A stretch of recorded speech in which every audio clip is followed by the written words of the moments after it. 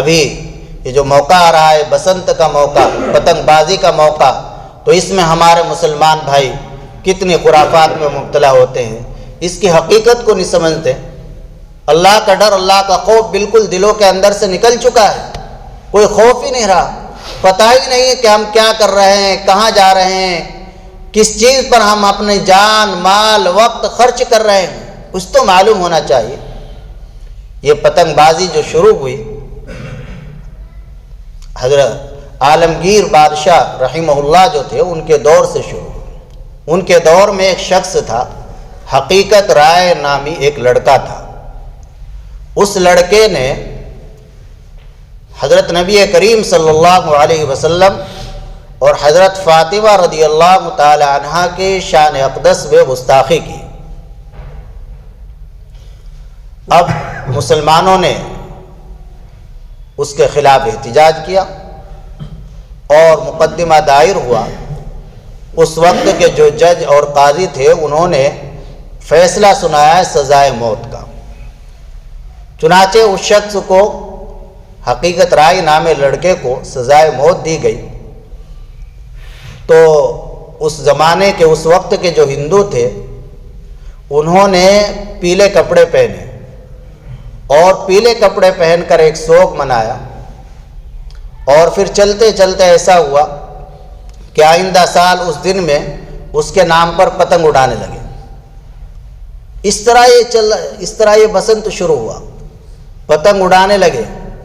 یعنی دیکھیے کس کا طریقہ اور کس کی یاد میں کیا جا رہا ہے، ایسے ملعون کافر مردود کی یاد میں کہ جس نے اللہ کے نبی صلی اللہ علیہ وسلم کی شان اقدس میں گستاخی کی تھی، اور جس نے حضرت فاطمہ رضی اللہ تعالی عنہا کی شان اقدس میں گستاخی کی تھی۔ اگر اللہ کے نبی صلی اللہ علیہ وسلم نے معلوم کر لیا کہ تم تو اس کے طریقے پر چلے تھے اور اس کی یاد کو تازہ کر رہے تھے جس نے میری شان میں گستاخی کی تھی، تو کیا جواب دو گے؟ تو یہ تو اس کی حقیقت ہے پتنگ بازی کی، اور اس میں کتنے گناہ ہیں، صرف ایک گناہ نہیں۔ ہم سوچتے ہیں پتنگ بازی بس گناہ ہی تو نہیں، ایک گناہ نہیں، اس میں کئی گناہ ہیں۔ حضرت حکیم الامت مولانا اشرف علی تھانوی نور اللہ مرقدہ نے لکھا ہے کہ پتنگ بازی یہ بسنت، اس میں کئی قباحتیں ہیں، کئی گناہ ہیں، کئی گناہوں پر یہ مشتمل ہے۔ پہلا گناہ کیا ہے؟ یہ پتنگ بازی اور کبوتر بازی ایک ہی حکم میں ہے۔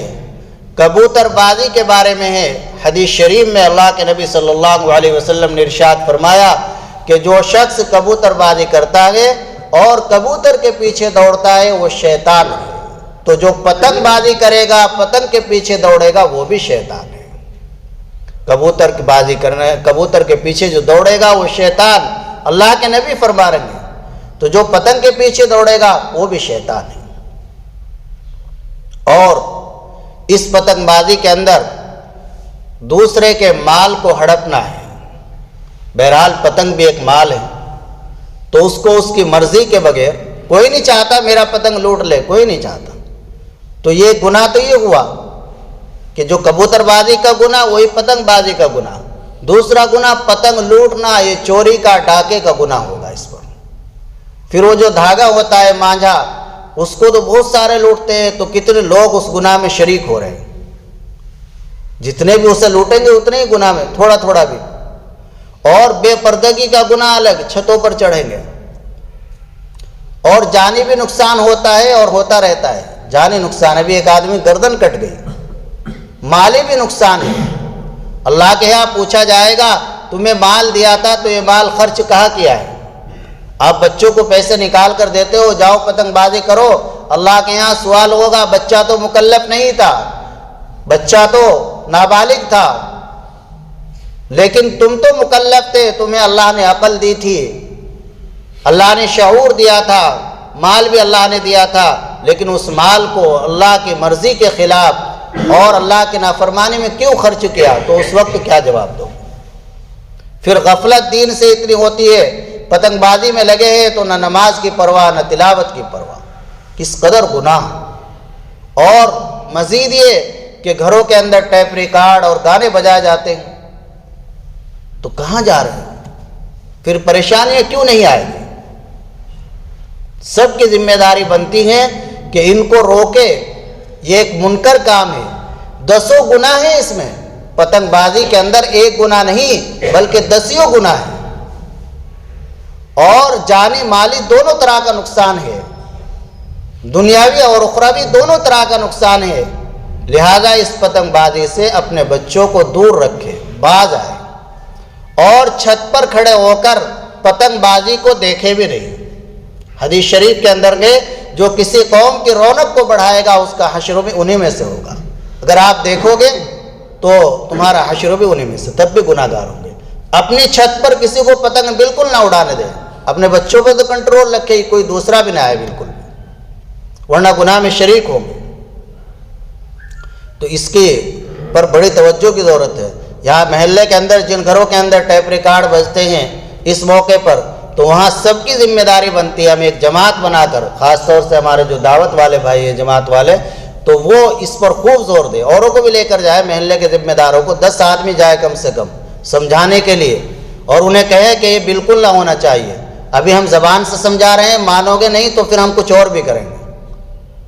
چونکہ حدیث شریف میں یہ ہے، اللہ کے نبی صلی اللہ علیہ وسلم کا حکم یہ ہے. حضرت ابو سعید خدری رضی اللہ تعالیٰ عنہ فرماتے ہیں، من رعا منکم منکرا فلیغیرہ بیدہ. جو آدمی شریعت کے خلاف کوئی کام دیکھے، ایسا کام جس سے اللہ کے عذاب کے آنے کا خطرہ ہو، تو اگر طاقت ہے اس کو ہاتھ سے روکے، اور اگر اس کی طاقت نہیں فبلسانہ، تو زبان سے اس کی مذمت بیان کرے، اس کو روکے. اور یہ بھی نہ ہو سکے تو کم از کم دل سے تو اس کو برا سمجھے. لیکن ہمیں کرنا یہی ہے کہ وہاں 5-7 آدمی جائے، 2-3 گھروں میں ہوتا ہے یہاں، اور انہیں جا کر کل کو ہی سمجھا دے. دیکھے ہونا نہ چاہیے بھائی، کوئی تو فکر لے دین کی. انشاءاللہ جب فکر لیں گے تو اس کے نتائج بھی اچھے ہوں گے. اللہ عمل کی توفیق عطا فرمائے.